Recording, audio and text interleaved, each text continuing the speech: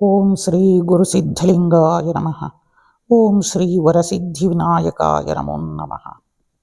ಸಮಸ್ತ ಪವರ್ ಟಿವಿಯ ವೀಕ್ಷಕ ಬಾಂಧವರಿಗೂ ಶ್ರೀ ಸಿದ್ಧಲಿಂಗೇಶ್ವರ ಗದ್ದಿಗೆ ಮಠದ ಸಮಸ್ತ ಭಕ್ತವೃಂದ ಶಿಷ್ಯವೃಂದಕ್ಕೆಲ್ಲ ಶುಭಾಶೀರ್ವಾದಗಳನ್ನು ತಿಳಿಸುತ್ತಾ, ಇದೇ ಪರಾಭವನಾಮ ಸಂವತ್ಸರದ ಸೆಪ್ಟೆಂಬರ್ 14ರಂದು ಇಡೀ ಜಗತ್ತಿನಾದ್ಯಂತ ನಡೆಯುತ್ತಿರುವ ನಮ್ಮ ಶ್ರೀ ವರಸಿದ್ಧಿ ವಿನಾಯಕ ಮಹಾಸ್ವಾಮಿ ಈ ಪರಾಭವನಾಮ ಸಂವತ್ಸರದಲ್ಲಿ ವಿಶೇಷವಾಗಿ ಮಯೂರ ವಾಹನನಾಗಿ ಇಡೀ ಜಗತ್ತಿಗೆ ಕಲ್ಯಾಣವನ್ನು ಉಂಟು ಮಾಡಲು ಅನುಗ್ರಹವನ್ನು ಮಾಡಲಿಕ್ಕೆ ಬರುತ್ತಾ ಇದ್ದಾರೆ. ಆದ್ದರಿಂದ ಈ ಪರಾಭವನಾಮ ಸಂವತ್ಸರದಲ್ಲಿ ವಿಶೇಷವಾಗಿ ನಾವು ಆ ಮಹಾಗಣಪತಿಯನ್ನ, ವಿಘ್ನ ನಿವಾರಕನನ್ನ, ಪ್ರಥಮ ಪೂಜಿತನನ್ನ ನಾವು ಮಯೂರ ವಾಹನದಲ್ಲಿ ಇಟ್ಟು ಪೂಜೆಯನ್ನು ಮಾಡಿದಾಗ ಸಕಲ ಸಿದ್ಧಿ ಬುದ್ಧಿ ವೃದ್ಧಿಗಳನ್ನು ಸಹಿತ ಅನುಗ್ರಹವನ್ನು ಮಾಡ್ತಾ ಹೋಗ್ತಾನೆ ಅಂತನ್ನೋದನ್ನು ಸಹ ತಿಳಿಸ್ತದೆ. ಅನೇಕ ಗಣೇಶ ತಂತ್ರಗಳನ್ನು, ನಮ್ಮ ಅನೇಕ ತಾಳೆಗರಿಯ ಗ್ರಂಥಗಳನ್ನು ಮತ್ತು ಅನೇಕ ಉಪಾಸನೆಗಳನ್ನು ಮತ್ತು ಅನುಷ್ಠಾನಗಳನ್ನು ಮಾಡಿದಾಗ ಗಣೇಶನು ಈ ಪರಾಭವನಾಮ ಸಂವತ್ಸರದಲ್ಲಿ ವಿಶೇಷವಾಗಿ ತಾಳೆಪತ್ರ ಗ್ರಂಥದಲ್ಲಿ ವಿಶೇಷವಾಗಿ ನಮ್ಮ ಹಿಂದಿನ ಗುರುಗಳು ಎಲ್ಲರೂ ಸಹ ಗಣೇಶ ತಂತ್ರದಲ್ಲಿ ಬರೆದಿರುವ ರೀತಿಯಿಂದ ಮಯೂರೇಶ್ವರ ಸಮಾರೂಢಂ ಮಂಗಲಾನಂ ಚ ಮಂಗಲಂ ವರಸಿದ್ಧಿ ವಿನಾಯಕಂ ಒಂದೇ ವಿಘ್ನ ವಿನಾಶಕಂ. ನೋಡಿ, ಮಯೂರ ವಾಹನನ ಬಗ್ಗೆ ಎಂತಹ ಶ್ಲೋಕವನ್ನ ರಚನೆಯನ್ನ ಮಾಡಿದ್ದಾರೆ ಅಂದರೆ, ಮಯೂರ ವಾಹನನಾಗಿ ಹೊಂದಿರುವ ಸಕಲ ಮಂಗಳಗಳಿಗೂ ಮಂಗಳ ಸ್ವರೂಪನಾದಂತಹ ವರಗಳನ್ನು ಮತ್ತು ಸಿದ್ಧಿಗಳನ್ನು ಶೀಘ್ರವಾಗಿ ಅನುಗ್ರಹವನ್ನ ಮಾಡುವಂತಹ ಇಂತಹ ವಿಘ್ನ ವಿನಾಶಕನಾದ ವರಸಿದ್ಧಿ ವಿನಾಯಕನನ್ನ ನಮಸ್ಕರಿಸುತ್ತೇನೆ ಅಂತಂದು ನಮ್ಮ ಹಿಂದಿನ ಗುರುಗಳು ಸಹ ಅತ್ಯಂತ ಮನೋಹರವಾಗಿ ಆ ಮಯೂರೇಶ್ವರನನ್ನ, ಆ ಮಯೂರ ವಾಹನ ಮಹಾಗಣಪತಿಯನ್ನ ಆರಾಧನೆಯನ್ನ ಮಾಡಿದ್ದಾರೆ. ಅದರೊಳಗೂ ಸಹಿತನು ಪರಾಭವನಾಮ ಸಂವತ್ಸರೇ ಮಯೂರೇಣ ಸಮಾಗತಃ ಭಕ್ತಾನಾಂ ಹಿತಕಾರಿ ಚ ಭವತ್ಯೇಷ ಗಣಾಧಿಪಃ ಅಂತಂದೂ ಸಹಿತನ ಬರೆದಿದ್ದಾರೆ. ಅಂದರೆ ಅದರ ಅರ್ಥ, ಪರಾಭವನಾಮ ಸಂವತ್ಸರದಲ್ಲಿ ಮಯೂರ ವಾಹನನಾಗಿ ಆಗಮಿಸುವ ಈ ಗಣಪತಿಯು ಭಕ್ತರ ಹಿತವನ್ನ ಉಂಟು ಮಾಡುತ್ತಾನೆ. ಅವನನ್ನ ಆರಾಧನೆಯನ್ನ ಮಾಡುವುದರಿಂದ ವಿಶೇಷವಾದ ಅನುಗ್ರಹವನ್ನ ನಾವು ಪಡಿತಾ ಹೋಗ್ತೀವಿ ಅಂತಂದು ಹೇಳುತ್ತೆ. ಇನ್ನ ಮುಂದಿನ ಶ್ಲೋಕದಲ್ಲಿ ಹೇಳುತ್ತಾರೆ, ಮಯೂರ ವಾಹನಂ ದೇವಂ ಜ್ಞಾನಶಕ್ತಿ ಪ್ರದಾಯಕಂ ಭಕ್ತಾನಂ ಭಯಹರಂ ಚಂ ಒಂದೇ ಸಿದ್ಧಿ ವಿನಾಯಕಂ. ಯಾರು ಈ ಮಯೂರ ವಾಹನನಾದ ಗಣೇಶನನ್ನ ಭಕ್ತಿಯಿಂದ ಜ್ಞಾನ ಮತ್ತು ಶಕ್ತಿಯನ್ನ ನೀಡ್ತಾ ಹೋಗ್ತಾನೆ, ಭಕ್ತರ ಭಯವನ್ನ ನಿವಾರಿಸುವ ಇಂತಹ ಸಿದ್ಧಿ ವಿನಾಯಕನನ್ನ ನಾನು ನಮಸ್ಕರಿಸುತ್ತೇನೆ ಅಂತಂದೂ ಸಹ ಹೇಳ್ತಾ ಹೋಗ್ತಾರೆ. ಆದ್ದರಿಂದ ವಿಜ್ಞಾನಿ ನಾಶಯದ್ದೇವ ದುಃಖಾನಿ ಹರತೋ ಪ್ರಭು ಸರ್ವೇಶಾನಂ ಮಂಗಲಂ ದಧ್ಯಾತಂ ಗಣನಾಥೋ ದಯಾನಿಧಿ ಅಂತಂದೂ ಸಹ ಹೇಳ್ತಾರೆ. ಅಂದರೆ ಗಣನಾಥನಾದ ದಯಾಸಾಗರನಾದ ಸಕಲ ವಿಘ್ನಗಳನ್ನು ನಾಶ ಮಾಡಿ ದುಃಖಗಳನ್ನು ದೂರ ಮಾಡಿ ಎಲ್ಲರಿಗೂ ಮಂಗಳವನ್ನ ಅನುಗ್ರಹಿಸಲಿ ಅಂತಂದು ಗುರುಗಳು ಪ್ರಾರ್ಥನೆಯನ್ನ ಮಾಡಿದ್ದಾರೆ.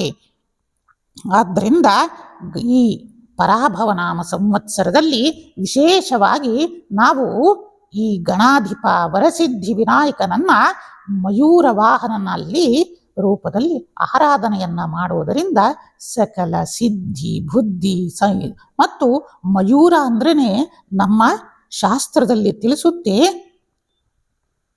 ದುಷ್ಟ ಶಕ್ತಿಗಳಿಂದ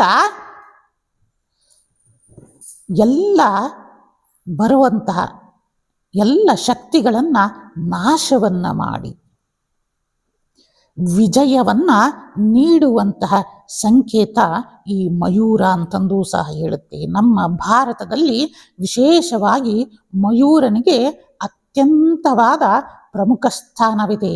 ಇಂತಹ ಮಯೂರ ಅಂದ್ರೇ ಪವಿತ್ರತೆ, ಭಕ್ತಿ, ಐಶ್ವರ್ಯ, ಸೌಂದರ್ಯದ ಪ್ರತೀಕ ಈ ಮಯೂರ. ಆದ್ದರಿಂದ ಇಂತಹ ವಾಹನದ ಮೇಲೆ ಸಾಕ್ಷಾತ್ ಆ ಪ್ರಥಮ ಪೂಜಿತನಾದ ಅಖಿಲಾಂಡ ಕೋಟಿ ಬ್ರಹ್ಮಾಂಡ ನಾಯಕನಾದ ಆ ಮಹಾಗಣಪತಿಯು ವಾಹನಾರೂಢರಾಗಿ ಇಡೀ ಭಕ್ತರಿಗೆ ಅನುಗ್ರಹವನ್ನ ನೀಡ್ತಾನೆ ಅಂತಂದ್ರೆ ನಮ್ಮೆಲ್ಲರ ಎಷ್ಟು ಸೌಭಾಗ್ಯವಾಗಿದೆ. ಇದೇ ಸೆಪ್ಟೆಂಬರ್ನಲ್ಲಿ 14ರಂದು ನಡೀತಾ ಇರುವ ಇಂತಹ ವರಸಿದ್ಧಿ ವಿನಾಯಕನನ್ನ ಸಕಲ ಭಕ್ತಾದಿಗಳೂ ಸಹ ಯಾರಿಗೆ ಜೀವನದಲ್ಲಿ ಕಷ್ಟ ಇದೆ ಮತ್ತು ಯಾರಿಗೆ ಮನೆಯಲ್ಲಿ ಐಶ್ವರ್ಯಗಳು ಉಂಟಾಗಬೇಕು ಅಂತಂದು ಸಂಕಲ್ಪ ಇದೆ, ಯಾರಿಗೆ ಜೀವನದಲ್ಲಿ ಪ್ರಗತಿಯನ್ನ ಹೊಂದಬೇಕೆಂಬ ಆಸೆ ಇದೆ ಮತ್ತು ಯಾವುದೇ ಫ್ಯಾಕ್ಟರಿ ಸ್ಥಳದಲ್ಲಿ ನಿರಂತರವಾಗಿ ಅಭಿವೃದ್ಧಿ ಆಗ್ತಾ ಇರಬೇಕು, ಮಹಾಲಕ್ಷ್ಮಿಯ ಅನುಗ್ರಹ ಉಂಟಾಗಬೇಕು ಮತ್ತು ಯಾವುದೇ ಸಂಘ ಸಂಸ್ಥೆಗಳಿರಲಿ ಎಲ್ಲಾದರೂ ಸಹಿತನೂ ಅಭಿವೃದ್ಧಿ ಆಗಬೇಕು ಅಂತಂದರೆ ಕಾಲಜ್ಞಾನದಲ್ಲಿ ತಿಳಿಸ್ತಾ ಇರೋದು ಮಯೂರ ವಾಹನನಾದ ಗಣೇಶನನ್ನ ಇಟ್ಟು ಈ ವರ್ಷದಲ್ಲಿ ಪೂಜೆಯನ್ನ ಮಾಡುವುದರಿಂದ ಸಕಲ ಸಿದ್ಧಿ ಬುದ್ಧಿ ಸಹಿತವಾಗಿ ಸಕಲ ಸಿರಿ ಸಂಪತ್ತು ಧನ ಕನಕ ವಸ್ತು ವಾಹನ ಐಶ್ವರ್ಯಾದಿಗಳನ್ನು ಸಹ ಅನುಗ್ರಹವನ್ನ ಮಾಡ್ತಾನೆ ಅನ್ನೋದನ್ನು ಸಹ ತಿಳಿಸ್ತದೆ. ಇನ್ನು ಪೂಜಾ ಸಮಯ 11 ಗಂಟೆಯಿಂದ 1:30 ಸಹ ಶುಭ ಸಮಯವಾಗಿದೆ. ಆ ದಿನ ಬಲು ಸೋಮವಾರ ಆಗಿರೋದ್ರಿಂದ ಅತ್ಯಂತ ಶುಭಕರವಾದ ದಿನವಾಗಿದೆ. ಇನ್ನು ನಂತರ ಇಂದಿನ ಆಧುನಿಕ ಯುಗದಲ್ಲಿ ನಾವುಗಳು ಆಧುನಿಕತೆ ಬೆಳೀತಾ ಇದೆ, ವಿಜ್ಞಾನ ಬೆಳೀತಾ ಇದೆ ಅಂತಂದು ನಾವು ಶಾಸ್ತ್ರಗಳನ್ನು ವಿರುದ್ಧವಾಗಿ ಮಾಡ್ತಾ ಹೋಗ್ತಾ ಇದ್ದೀವಿ. ಏಕೆಂದರೆ ಹಿಂದಿನ ಪುರಾತನ ಕಾಲದಲ್ಲಿ ಋಷಿ ಮುನಿಗಳಿರಲಿ ಎಲ್ಲರೂ ಸಹ ಶಾಸ್ತ್ರೋಕ್ತ ರೀತಿಯಿಂದ ಈ ವರಸಿದ್ಧಿ ವಿನಾಯಕನ ವ್ರತವನ್ನ ಅತ್ಯಂತ ವಿಜೃಂಭಣೆಯಿಂದ ಆಚರಿಸ್ತಾ ಬರ್ತಾ ಇದ್ರು. ನಂತರ ಸ್ವಾತಂತ್ರ್ಯ ಸಂಗ್ರಾಮದಲ್ಲೂ ಸಹ ಬಾಲಗಂಗಾಧರನಾಥ ತಿಲಕರವರು ಸಹ ವಿಶೇಷವಾಗಿ ಗಣೇಶನ ಪೂಜೆಯಿಂದಲೇ ತಮ್ಮ ಸ್ವಾತಂತ್ರ್ಯ ಸಂಗ್ರಾಮದ ಉದ್ದೇಶವನ್ನ ಇಡೀ ಜಗತ್ತಿಗೆ ಸಹ ತಿಳಿಸಿ ಗಣೇಶನ ಅನುಗ್ರಹವನ್ನ ಪಡಿತಾ ಬಂದರು. ಆದರೆ ಇದು ಕಾಲಕ್ರಮೇಣ ಬರ್ತಾ ಬರ್ತಾ ಹೇಗಾಗ್ತಾ ಇದೆ ಅಂತಂದರೆ ಅನೇಕ ಶಿಲ್ಪಿಗಳಿರಲಿ ಅನೇಕ ವಿಶ್ವಕರ್ಮದಿಂದ ಕಲಿತ ಅನೇಕ ನಿಪುಣರಾದ ಅನೇಕ ಶಿಲ್ಪಿಗಳಲ್ಲಿ ಒಂದೇ ಒಂದು ವಿನಂತಿಯನ್ನ ಮಾಡೋದು ಏನಪ್ಪ ಅಂತಂದರೆ ಪುರಾತನವಾಗಿ ಮತ್ತು ನಮ್ಮ ವೇದಗಳಲ್ಲಿ ಹೇಗೆ ತಿಳಿಸಿದೆಯೋ ಅದೇ ರೀತಿಯಿಂದ ತಾವುಗಳು ಗಣೇಶನನ್ನ ನಿರ್ಮಾಣವನ್ನ ಮಾಡಿದರೆ ಅತ್ಯಂತ ಸೂಕ್ತ. ಅಂತಹ ಗಣೇಶನಿಗೆ ಪ್ರಾಣ ಪ್ರತಿಷ್ಠೆಯನ್ನ ಮಾಡಿ ಮನೆಯಲ್ಲಿ ದೇವಸ್ಥಾನಗಳಲ್ಲಿ ಗ್ರಾಮಗಳಲ್ಲಿ ಇಟ್ಟು ಪೂಜೆಯನ್ನು ಮಾಡುವುದರಿಂದ ಅನೇಕ ವಿಘ್ನ ಬಾಧೆಗಳು ದೂರ ಆಗ್ತವೆ ಅಂತಂದು ಸಹ ಶಾಸ್ತ್ರಗಳು ತಿಳಿಸ್ತಾ ಹೋಗ್ತಾ ಇದೆ. ಆದರೆ ಇವತ್ತಿನ ದಿನ ಇತ್ತೀಚಿನ ದಿನಮಾನಗಳಲ್ಲಿ ಏನಾಗ್ತಾ ಇದೆ ಅಂತಂದರೆ ನಮಗೆ ಇಷ್ಟವಾದ ನಾಯಕರಿರಲಿ ದೇವಾನುದೇವತೆಗಳಿರಲಿ ಅದರಂತೆಯೇ ಗಣೇಶನನ್ನ ಚಿತ್ರಿಸುವುದು. ಗಣೇಶ ಯಾವ ರೀತಿಯಿಂದ ಯಾವುದೋ ಚಿತ್ರದ ನಾಯಕರಿರಬಹುದು, ಅವರಿಗೆ ಅಭಿಮಾನವಾದ ದೇವತೆಗಳಿರಬಹುದು. ಏಕೆಂದರೆ ಗಣೇಶ ಸರ್ವರಲ್ಲೂ ಇದ್ದಾನೆ, ಅವನು ಸರ್ವವ್ಯಾಪಿ ಅನಂತ ಸ್ವರೂಪ. ಹೀಗಾಗಿ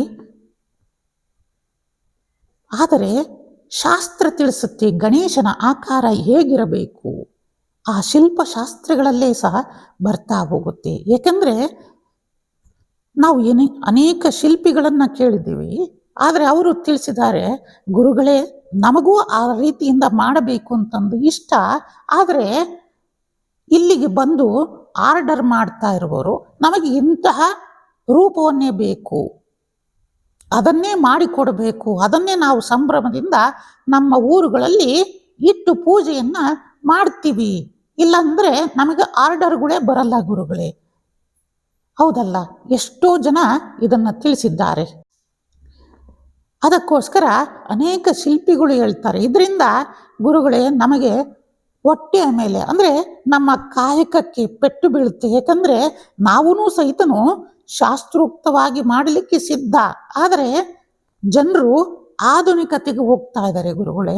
ಅದನ್ನು ಯಾರೂ ಇಷ್ಟಪಡ್ತಾ ಇಲ್ಲ. ಅವರಿಗೆ ಅನೇಕ ರೀತಿಯಿಂದ ಅವರವರ ನಾಯಕರಿರಲಿ, ಅವರವರ ದೇವರಿಗೆ ಸಮನಾಗಿರುವಂಗೆ ನಾವುಗಳು ಮಾಡಿಕೊಟ್ರೆ ಮಾತ್ರ ಅವರು ಸ್ವೀಕಾರವನ್ನು ಮಾಡ್ತಾರೆ. ಇದರಿಂದ ನಮಗೂ ಸ್ವಲ್ಪ ವ್ಯಾಪಾರ ವೃದ್ಧಿ ಆಗುತ್ತೆ, ಇದರಿಂದ ನಮ್ಮ ಕುಟುಂಬದ ನಿರ್ವಹಣೆಯೂ ಸಹ ನಡೆಯುತ್ತೆ ಗುರುಗಳೇ ಅಂತಂದು ಅವರೂ ಸಹ ಕೇಳಿದರು. ಆಗ ನಮಗೆ ಅತ್ಯಂತ ದುಃಖವಾಯಿತು. ಅಂದರೆ ನಾವುಗಳು ಶಾಸ್ತ್ರದ ವಿರುದ್ಧ ಹೋಗ್ತಾ ಇದ್ದೀವಲ್ಲ, ಧರ್ಮದ ಆಚರಣೆಯನ್ನು ಮಾಡ್ತಾ ಇದ್ದೀವಿ, ಇಲ್ಲ ಅಂತಂದು ಹೇಳ್ತಾ ಇಲ್ಲ. ಆದರೆ ಗಣೇಶನನ್ನು ಯಾವ ರೀತಿಯಿಂದ ಮಾಡಬೇಕು, ಯಾಕಂತಂದರೆ ಗಣೇಶನನ್ನು ಸಂಪೂರ್ಣವಾಗಿ ಮಣ್ಣಿಂದ ಮೃತ್ತಿಕೆಯಿಂದ ಸಿದ್ಧವನ್ನು ಮಾಡಬೇಕು ಅಂತಂದು ಹೇಳುತ್ತೆ. ನಂತರ ಕೆಲವೊಂದು ಅಚ್ಚಾಕಿ ಬಿಡ್ತಾರೆ, ಆದರೆ ಗಣೇಶನ ಹೊಟ್ಟೆಯ ಭಾಗವನ್ನು ಸಂಪೂರ್ಣವಾಗಿ ಖಾಲಿ ಬಿಟ್ಬಿಡ್ತಾರೆ. ಇವೆಲ್ಲ ಲೋಪದೋಷಗಳು ಸಹ ಉಂಟಾಗ್ತಾ ಬರುತ್ತೆ.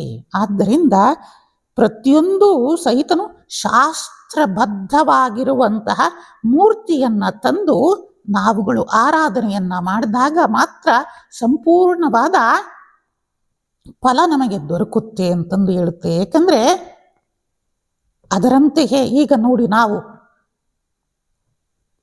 ತಿರುಪತಿಯಲ್ಲಿ ನೋಡ್ತೀವಿ, ಎಷ್ಟು ಅಗಮ್ಯವಾಗಿ ಆ ಸ್ವಯಂಭೂವಾಗಿ ಭೂಲೋಕದ ವೈಕುಂಠ ಎನಿಸಿರುವ ಆ ಶ್ರೀನಿವಾಸನ ಮೂರ್ತಿಯನ್ನು ನಾವು ನೋಡ್ತಾ ಇದ್ರೇ ಸಾಕು, ಮೈ ರೋಮಾಂಚನವಾಗುತ್ತೆ. ನಿಮ್ಮ ಎಲ್ಲ ಪಂಚೇಂದ್ರಿಯಗಳನ್ನೂ ಸಹಿತ ಅವನು ಕಟ್ಟಾಕಿ ಜಗನ್ಮೋಹಕನಾಗ್ಬಿಡ್ತಾನೆ. ಅಂದರೆ ಇದು ಎಲ್ಲಿಂದ ಬಂತು? ಆ ಸ್ವಾಮಿಯ ಆ ಮೂರ್ತಿನಲ್ಲಿ ಅಷ್ಟು ಶಕ್ತಿ ತುಂಬುತ್ತಾ ಹೋಗುತ್ತೆ. ಕಂಚಿಯಲ್ಲಿ ಕಾಮಾಕ್ಷಿಯನ್ನು ನೋಡಿ, ಕೊಲ್ಲೂರಿನಲ್ಲಿ ಮೂಕಾಂಬಿಕೆಯನ್ನು ನೋಡಿ, ಕಾಶಿಯಲ್ಲಿರುವ ವಿಶ್ವನಾಥನನ್ನು ನೋಡಿ, ಹೀಗೆ ಅನೇಕ ಕಡೆಗಳಲ್ಲಿ ನಾವುಗಳು ಆ ಮೂರ್ತಿಯನ್ನು ಶಾಸ್ತ್ರಬದ್ಧವಾಗಿ ನಾವು ಮಾಡಿದಾಗ, ಸಿದ್ಧಪಡಿಸಿದಾಗ ಅಲ್ಲಿ ಅದರದೇ ಆದ ಒಂದು ಧನಾತ್ಮಕವಾದ ತರಂಗಗಳು ಸೃಷ್ಟಿಯಾಗಿ ಇಡೀ ಮನೆಗೆ, ಇಡೀ ಅವರ ಕುಟುಂಬಕ್ಕೆ, ಇಡೀ ಅವರ ವಂಶಗಳಿಗೂ ಸಹಿತನೂ ಅನುಗ್ರಹವನ್ನು ಮಾಡ್ತಾ ಹೋಗುತ್ತೆ ಅಂತಂದೂ ಸಹ ತಿಳಿಸ್ತಾ ಹೋಗುತ್ತೆ. ಆದ್ದರಿಂದ ಕೆಲವೊಂದು ರೀತಿಯಿಂದ ಈಗ ಬರ್ತಾ ಇರುವ POP ಇರಲಿ ಮತ್ತು ಅನೇಕ ರೀತಿಯಿಂದ ಮಾಡ್ತಾ ಇರುವ ಗಣೇಶನಿಂದ ಇದರಿಂದ ಏನಾಗುತ್ತೆ ಅಂತಂದರೆ ನಮಗೆ ಪರಿಸರದ ಹಾನಿ ಉಂಟಾಗ್ತಾ ಹೋಗುತ್ತೆ. ಪರಿಸರದ ಮೇಲೆ ವಿಕೋಪತೆಯನ್ನು ಉಂಟು ನಾವು ಮಾಡ್ತಾ ಹೋಗ್ತೀವಿ. ಪ್ರಕೃತಿಗೆ ನಾವು ಲೋಪವನ್ನು ತಪ್ಪನ್ನು ಮಾಡಿದಾಗ, ಏಕೆಂದರೆ ಗಣೇಶ ಅಂದ್ರೇ ಅವನು ಪ್ರಕೃತಿ, ಏಕೆಂದರೆ ಗಣೇಶ ಅಂತಂದ್ರೇ ಭೂತತ್ವದ ಸಂಕೇತ, ಅವನು ಪೃಥ್ವಿಯ ಸಂಕೇತ, ಇಂತಹ ಪೃಥ್ವಿ ತತ್ವದ ಅಧಿಪತಿ. ಆದ್ದರಿಂದ ಅವನನ್ನು ಮೃತ್ತಿಕಾದಿಂದ ಶುದ್ಧವಾಗಿ ಸಿದ್ಧವನ್ನು ಮಾಡಿ ಆ ಗಣೇಶನನ್ನು ನಾವು ಆರಾಧನೆಯನ್ನು ಮಾಡಬೇಕು ಅಂತಂದು ಸಹ ತಿಳಿಸ್ತಾ ಹೋಗುತ್ತೆ. ಆದ್ದರಿಂದ ನಾವುಗಳು ಸಹಿತನು ಈ ಪ್ರಕೃತಿಗೆ ವಿರುದ್ಧವಾಗಿರುವಂತಹ ಅನೇಕ ಈ POP ಇರಲಿ ಮತ್ತು ಹಾನಿಕಾರಕವಾದ ಕೆಮಿಕಲ್ ರಾಸಾಯನಿಕವಾದ ಗಣೇಶನನ್ನು ಸಿದ್ಧವನ್ನು ಮಾಡಿ ಕಡೆಗೆ ಅದನ್ನು ನಾವುಗಳು ತೆಗೆದುಕೊಂಡು ಹೋಗಿ ನದಿಯಲ್ಲಿ, ಸಮುದ್ರಗಳಲ್ಲಿ ವಿಸರ್ಜನೆಯನ್ನು ಮಾಡ್ತೀವಿ. ಮತ್ತೆ ಅದು ಎಲ್ಲಿಗೆ ಬರುತ್ತೆ? ಮೀನುಗಳಿಗೆ ಕಂಟಕ ಆಗುತ್ತೆ, ಅನೇಕ ಜಲಚರಗಳಿಗೆ ಕಂಟಕ ಆಗಿ ಅದು ಮತ್ತೆ ನಮ್ಮ ಮೇಲೆಯೇ ಪರಿಣಾಮವನ್ನು ಬೀರುತ್ತೆ. ಆದ್ದರಿಂದ ಸಕಲ ಶಿಷ್ಯರಿಂದ, ಭಕ್ತರಿಂದ ಎಲ್ಲರೂ ಸಹ ಸ್ವಲ್ಪ ಯೋಚನೆಯನ್ನು ಮಾಡಿ ನಮಗೆ ಆಡಂಬರಕ್ಕಿಂತ ಭಕ್ತಿಯಿಂದ ಗಣೇಶನನ್ನ ಆರಾಧನೆಯನ್ನ ಮಾಡೋಣ ಅಂತಂದು ಸಹ ತಿಳಿಸ್ತಾ ಇದ್ದೀವಿ. ಇಂತಹ ಮಯೂರವಾಹನನಾದ ಇಂತಹ ಗಣೇಶನ ಮೂರ್ತಿಯನ್ನ ನಾವುಗಳು ಯಾವ ರೀತಿಯಿಂದ ಮಾಡಿದಾಗ ಪರಿಪೂರ್ಣ ಅನುಗ್ರಹ ದೊರೆಯುತ್ತೆ ಅಂತಂದು ನಾವುಗಳು ನಮ್ಮ ಹಿಂದಿನ ತಾಳಪತ್ರಗಳನ್ನು ತೆಗೆದಾಗ ಮತ್ತು ಇದಕ್ಕೆ ಆಧಾರವಾಗಿ ಕೆಲವೊಂದು ಮುದ್ಗಲ ಪುರಾಣದಲ್ಲೂ ಸಹ ನಾವುಗಳು ನೋಡಿದಾಗ ಸಿಗುವಂತಹ ಮಯೂರೇಶನ ಮೂರ್ತಿಯನ್ನು ನಾವುಗಳು ಸಿದ್ಧವನ್ನ ಈ ರೀತಿಯಿಂದ ಮಾಡಬಹುದು.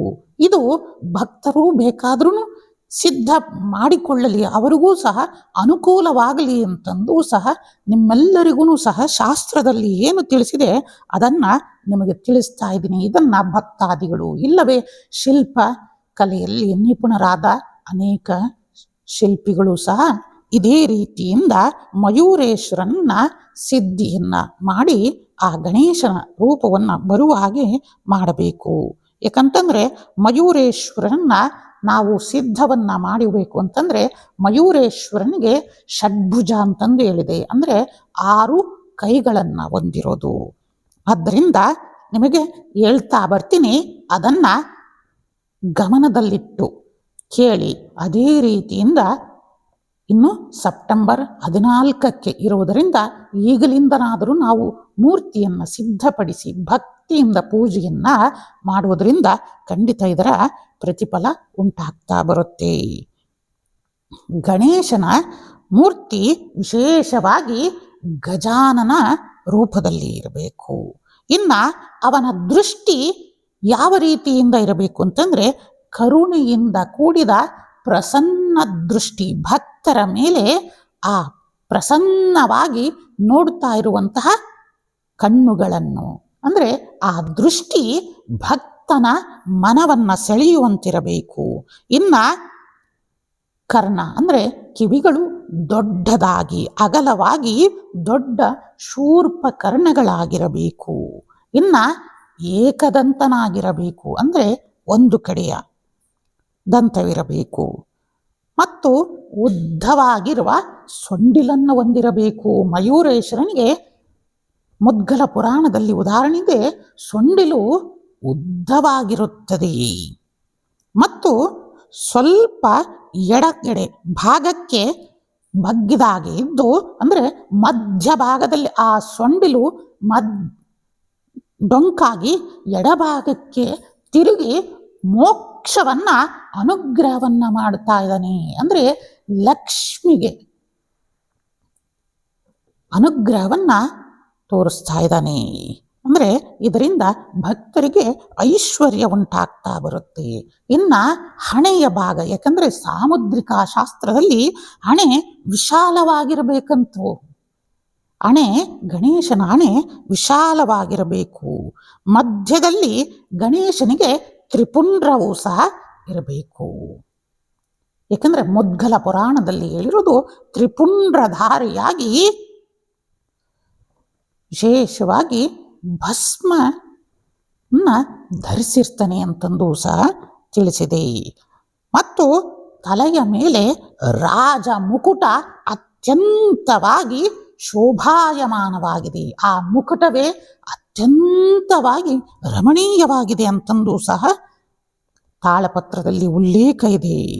ಮತ್ತು ದೇಹವರ್ಣ, ಅಂದರೆ ನಾವುಗಳು ಮಯೂರೇಶ್ವರನನ್ನು ನೋಡಿದಾಗ ಶಶಿವರ್ಣ, ಅಂದರೆ ಅವನು ಚಂದ್ರನಂತೆ ಪ್ರಕಾಶಮಾನವಾದ ದೇಹವುಳ್ಳವನು ಅಂತಂದು ಸಹ ಮಯೂರೇಶ್ವರನನ್ನು ಹೇಳ್ತಾ ಬರುತ್ತೆ. ಮತ್ತು ಮುದ್ಗಲ ಪುರಾಣ, ಗಣೇಶ ಪುರಾಣ ಮತ್ತು ನಮ್ಮಲ್ಲಿ ಸಿಗುವಂತಹ ಗಣೇಶ ತಂತ್ರದಲ್ಲಿ ಕೆಂಪು ವರ್ಣ ಮತ್ತು ರಕ್ತವರ್ಣ ಇಲ್ಲ ಸಿಂಧೂರ ವರ್ಣದಲ್ಲಾದರೂ ಅವನನ್ನು ಮಾಡಿ ಪೂಜೆಯನ್ನು ಮಾಡಬೇಕು. ಆದ್ದರಿಂದ ಶಾಸ್ತ್ರೋಕ್ತ ರೀತಿಯಿಂದ ನಮ್ಮ ಭಕ್ತರಿಗೆ ಮತ್ತು ಎಲ್ಲ ವೀಕ್ಷಕರಿಗೆ ಇದು ಒಳಿತಾಗಬೇಕು ಅಂತಂದು ಸಹ ತಿಳಿಸ್ತಾ ಇದ್ದೀವಿ. ಅಂದರೆ ಇದೇ ಕಲರ್ನಲ್ಲಿ ಬಣ್ಣದಲ್ಲಿ ಅವನು ಇರಬೇಕು. ಇದರಿಂದ ಯಾಕಂದರೆ ಚಂದ್ರವರ್ಣ ಅಂತಂದರೆ ಶುಭ್ರ, ಅಂದರೆ ಅರುಣ ಕಾಂತಿಯನ್ನು ಅವನು ಹೊಂದಿದ್ದಾನೆ. ಆದರೆ ನೀವುಗಳು ಮತ್ತೆ ಗುರುಗಳೇ ಹಾಗಾದರೆ ಬಿಳಿಯ ಬಣ್ಣ, ಅದು ಅತ್ಯಂತ ಬಿಳಿಯ ಬಣ್ಣವೂ ಸಹ ಅಲ್ಲ, ಮತ್ತೆ ಅತಿಯಾದ ಬಿಳಿಯ ಬಣ್ಣವೂ ಸಹ ಬೇಡ. ಯಾಕಂದರೆ ಇದು ಮತ್ತೆ ಸಾಮಾನ್ಯವಾಗಿ ಕೆಂಪು ಬಣ್ಣ ಅಷ್ಟೂ ಬೇಡ. ಸ್ವಲ್ಪ ಚಂದ್ರಕಾಂತಿ ಮತ್ತು ಅರುಣಕಾಂತಿ ಅಂದರೆ ಲೈಟಾಗಿ ರೆಡ್ಡನ್ನು ಹೊರಚಿ ಕೊಡಬೇಕು ಅಂತಂದೂ ಸಹ ಅದರೊಳಗೆ ವರ್ಣ ಇರೋದು. ಇನ್ನು ಷಡ್ಭುಜಗಳನ್ನು ಹೊಂದಿರ್ತಾನೆ. ಸಾಮಾನ್ಯವಾಗಿ ಎಲ್ಲ ಕಡೆನೂ 4 ಭುಜಗಳದ್ದು ಸಿಗುತ್ತೆ. ನೀವುಗಳು ಪ್ರಯತ್ನ ಪಟ್ಟರೆ 6 ಭುಜಗಳನ್ನು ಮಾಡಿದರೆ ಒಳ್ಳೆಯದಾಗುತ್ತೆ. ಇಲ್ಲ ಅಂತಂದರೆ 4 ಭುಜಗಳಲ್ಲಾದರೂ ನೀವುಗಳು ಮಾಡಬಹುದು. ಇನ್ನು 6 ಭುಜಕ್ಕೆ ನಾನು ತಿಳಿಸ್ತಾ ಇರೋದು ಬಲ ಭುಜಗಳು. ಮೇಲಿನ ಕೈ ಅಂದರೆ ಬಲಗಡೆಯಿಂದ ಮೇಲಿನ ಕೈ ಯಾವ ಯಾವ ಆಯುಧಗಳನ್ನು ಹೊಂದಿರಬೇಕು ಎಲ್ಲವನ್ನೂ ಸಹ ತಿಳಿಸ್ತಾ ಇದ್ದೀನಿ. ಮೇಲಿನ ಕೈ ಅಂಕುಶವನ್ನು ಹಿಡಿದಿರಬೇಕು. ಇನ್ನು ಮಧ್ಯದ ಕೈ ಪಾಶವನ್ನು ಮತ್ತು ಕೆಳಗಿನ ಕೈ ಅಭಯ ಮುದ್ರೆಯನ್ನು ನೀಡ್ತಾ ಇರಬೇಕು. ಗೊತ್ತಾಯ್ತಲ್ಲ ವೀಕ್ಷಕರೇ? ಇನ್ನು ಎಡಭಾಗದಲ್ಲಿ ಎಡಕೈಗಳಲ್ಲಿ ಮೇಲಿನ ಕೈ ಪರುಶುವನ್ನಾದರೂ ಆಯಿತು, ಇಲ್ಲವೇ ತ್ರಿಶೂಲವನ್ನಾದರೂ ಸಹ ಗಣೇಶ ಹಿಡಿದಿರಬಹುದು. ಇನ್ನು ಎಡಭಾಗದ ಮಧ್ಯದ ಕೈ ಮೋದಕದ ಪಾತ್ರೆಯನ್ನು ಹಿಡಿದಿರಬೇಕು. ಇನ್ನು ಕೆಳಗಿನ ಕೈ ವರದ ಮುದ್ರೆ, ಇದು ಮೇನಾಗಿ ಬೇಕು. ವರದ ಮುದ್ರೆಯನ್ನು ಹಿಡಿದಿರುವ ಗಣೇಶ ಮಯೂರೇಶ ಸಕಲ ಅಭಿವೃದ್ಧಿ ಐಶ್ವರ್ಯದ ಸಂಕೇತವಾಗಿದ್ದಾನೆ. ವೀಕ್ಷಕರೇ, ತಿಳಿತಲ್ಲ? ಇಂತಹ ಪರಿಪೂರ್ಣವಾದ ಆ ಶಿಲ್ಪ ಸಾಮುದ್ರಿಕ ಶಾಸ್ತ್ರ ಅಂತಂದು ಹೇಳುತ್ತೆ. ಇಂತಹ ಮೂರ್ತಿ ಪೂಜೆಗೆ ಯೋಗ್ಯವಾದದ್ದು ಅಂತಂದೂ ಸಹ ತಿಳಿಸ್ತೇ.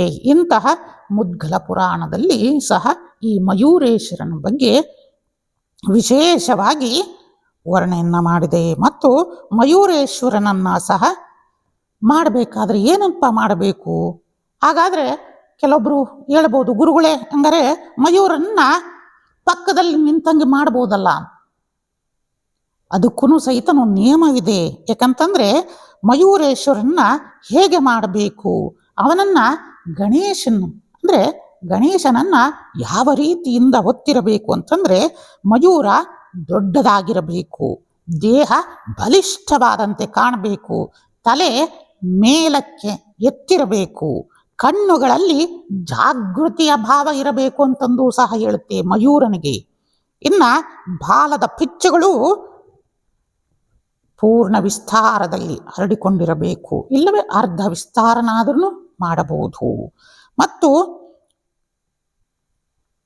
ಬಾಲವನ್ನು ಅಂದರೆ ಆ ಮಯೂರದ ಅಂದರೆ ನವಿಲಿನ ಬಾಲವನ್ನು ನೆಲದ ಮೇಲೆ ಹರಡಿರಬಾರದು ಅಂತಂದು ಹೇಳುತ್ತೆ. ಮತ್ತು ಗಣಪತಿಯನ್ನು ಒತ್ತಿರುವ ರಾಜವಾಹನದ ಭಾವ ಇರಬೇಕು. ಅಂದರೆ ಆ ಮಯೂರ ಸಾಕ್ಷಾತ್ ರಾಜನ ರೀತಿಯಿಂದ ಇರಬೇಕು.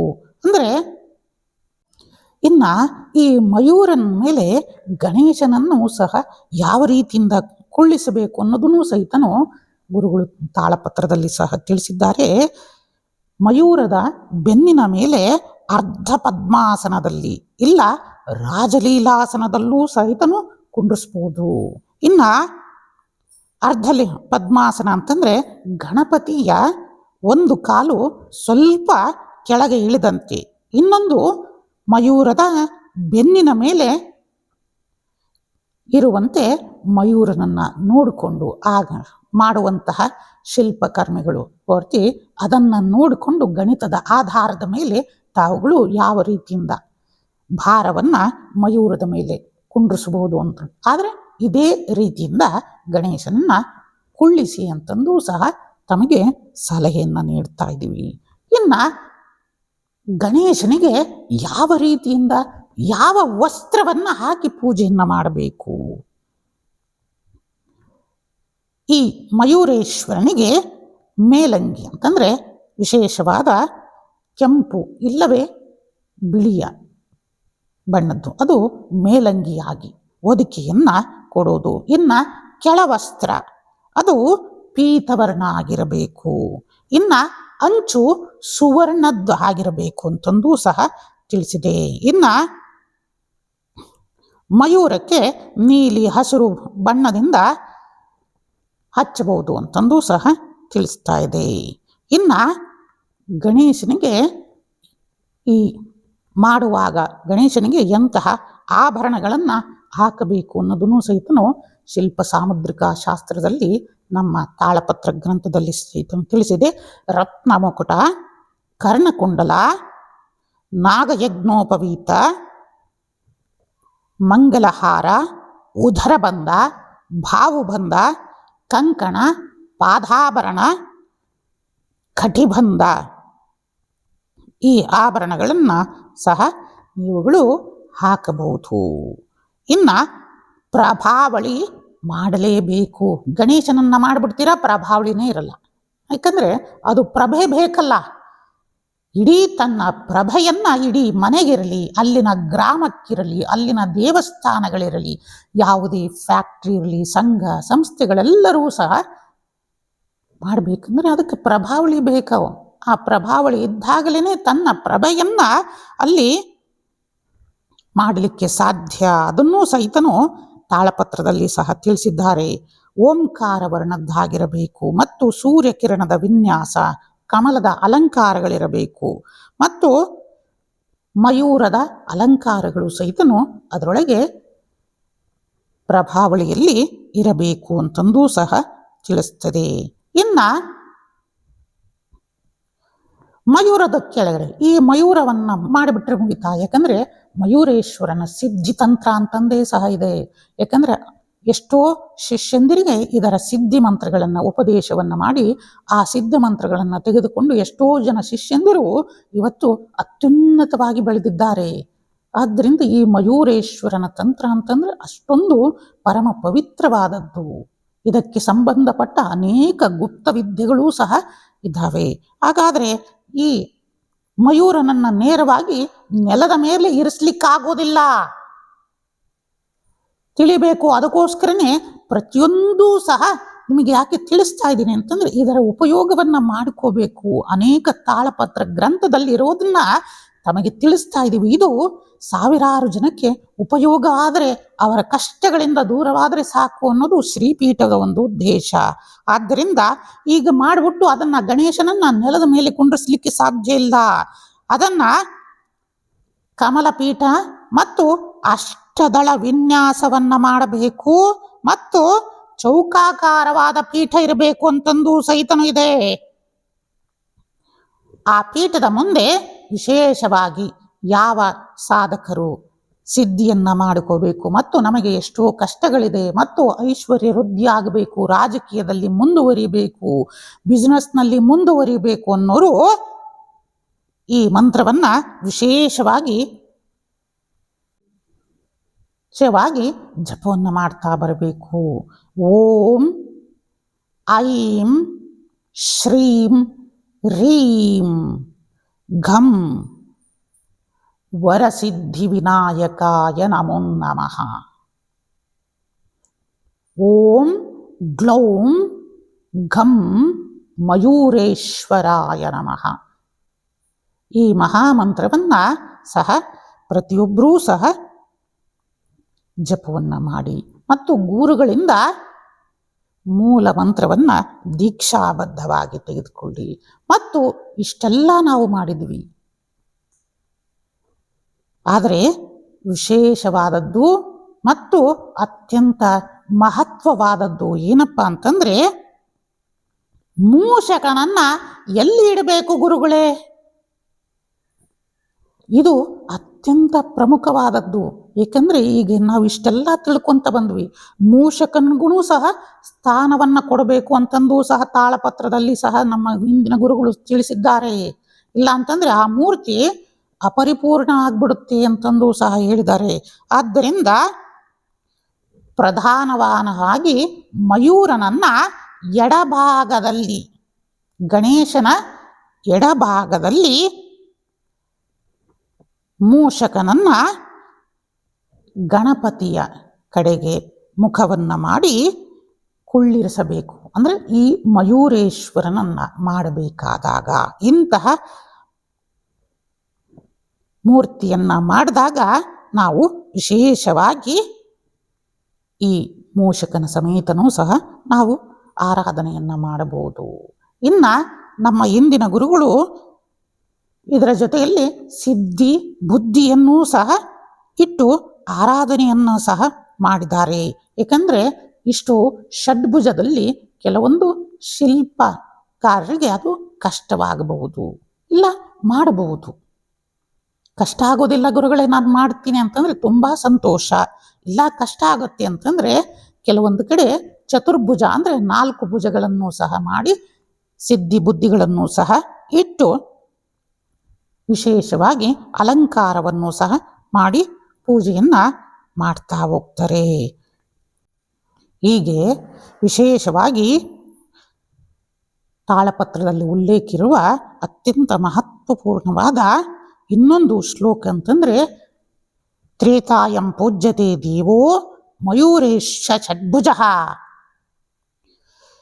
ಮಯೂರವಾಹನ ಪುತ್ರ ಶಶಿವರ್ಣ ಶಿವಶ್ಯ ವೈ ಅಂತಂದೂ ಸಹ ತಾಳಪತ್ರದಲ್ಲಿ ಈ ಸಂಸ್ಕೃತವಾದ ಶ್ಲೋಕವೂ ಸಹ ಉಲ್ಲೇಖವಾಗಿದೆ. ಆದ್ದರಿಂದ ಇಂತಹ ಮಹತ್ವಪೂರ್ಣವಾದ ಈ ಮಯೂರೇಶ್ವರನನ್ನ ಸಕಲ ಶ್ರದ್ಧಾ ಭಕ್ತಿಯಿಂದ ಯಾವುದೇ ಭಕ್ತನಿರಲಿ ಆ ದಿನ ಆರಾಧನೆಯನ್ನು ಮಾಡಿದರೆ ವಿಶೇಷವಾದ ಫಲವನ್ನು ಪಡಿತಾನೆ ಅಂತಂದು ಸಹ ನಿಮ್ಮೆಲ್ಲರಿಗೂ ಸಹ ತಿಳಿಸುತ್ತಾ, ಇದೇ ರೀತಿಯಿಂದ ನಾವುಗಳು ಮೃತ್ತಿಕೆಯಿಂದ ಪರಿಸರ ಸ್ನೇಹಿಯಾದ ಇಂತಹ ಮೂರ್ತಿಯನ್ನು ಸಿದ್ಧಪಡಿಸಿ ಮನೆಗಳಲ್ಲಿ, ದೇವಾಲಯಗಳಲ್ಲಿ, ಗ್ರಾಮಗಳಲ್ಲಿ, ನಿಮ್ಮ ಸಂಘ ಸಂಸ್ಥೆಗಳು, ಆಫೀಸ್ ಇರಲಿ, ಬಿಸ್ನೆಸ್ನಿನ ಸ್ಥಳಗಳಿರಲಿ ಮತ್ತು ರಾಷ್ಟ್ರ ಹಿತಕ್ಕೋಸ್ಕರ ರಾಷ್ಟ್ರದಲ್ಲೂ ಸಹ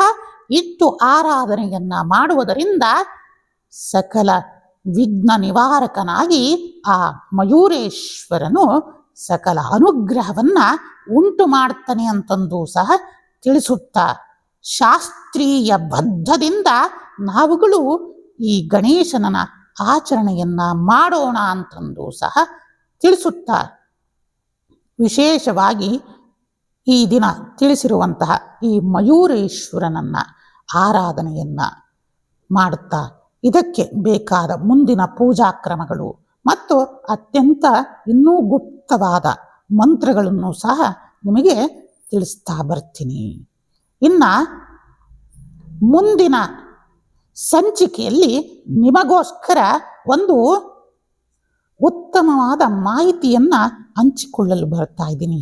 ಅದು ಏನಪ್ಪ ಅಂತಂದರೆ, ನಮ್ಮ ಸನಾತನ ಧರ್ಮದಲ್ಲಿರುವಂತಹ ಈ ಜ್ಯೋತಿಷ್ಯ ಅಂದರೆ ನಮ್ಮ ಈ ಭಾರತೀಯ ಜ್ಯೋತಿಷ್ಯ ಮತ್ತು ಈಗಿನ ಕಾಲದಲ್ಲಿ ಉಂಟಾಗಿರುವಂತಹ AI ಜ್ಯೋತಿಷ್ಯ, ಎಲ್ಲರೂ ಸಹ ಈ AIಗೆ ಮಾರಿ ಹೋಗ್ಬಿಡ್ತಾ ಇದ್ದಾರೆ. ಇದರಿಂದ ನಮ್ಮ ಸನಾತನ ಪರಂಪರೆಯ ಅರಿವು ಯಾರಿಗೂ ಸಹ ಉಂಟಾಗ್ತಾ ಇಲ್ಲ. ಇದರ ಬಗ್ಗೆ ವಿಶೇಷವಾದ ಮಾಹಿತಿಗಳನ್ನು ನಿಮಗೆ ತಿಳಿಸ್ತಾ ಬರ್ತೀನಿ ಅನ್ನೋದನ್ನು ಸಹ ತಿಳಿಸುತ್ತಾ, ಎಲ್ಲರೂ ಸಹ ಇಂದಿನಿಂದ ಆ ಗಣೇಶನನ್ನು ಪ್ರಾರ್ಥನೆಯನ್ನು ಮಾಡಿ ಈ ಮಯೂರೇಶ್ವರನ ಮೂರ್ತಿಯನ್ನು ಪ್ರತಿಯೊಬ್ಬರೂ ಸಹ ಸಿದ್ಧವನ್ನು ಮಾಡಿಕೊಳ್ಳಿ ಅಂತಂದು ಸಹ ನಿಮ್ಮೆಲ್ಲರಿಗೂ ಸಹ ತಿಳಿಸುತ್ತಾ, ಆ ವರಸಿದ್ಧಿ ವಿನಾಯಕನಾದ ಮಯೂರೇಶ್ವರನು ಪರಮ ದಯಾಳುವಾದ ಶ್ರೀ ಸಿದ್ಧಲಿಂಗೇಶ್ವರರು, ಜಗನ್ಮಾತೆಯಾದ ಇಷ್ಟಕಾಮೇಶ್ವರಿಯು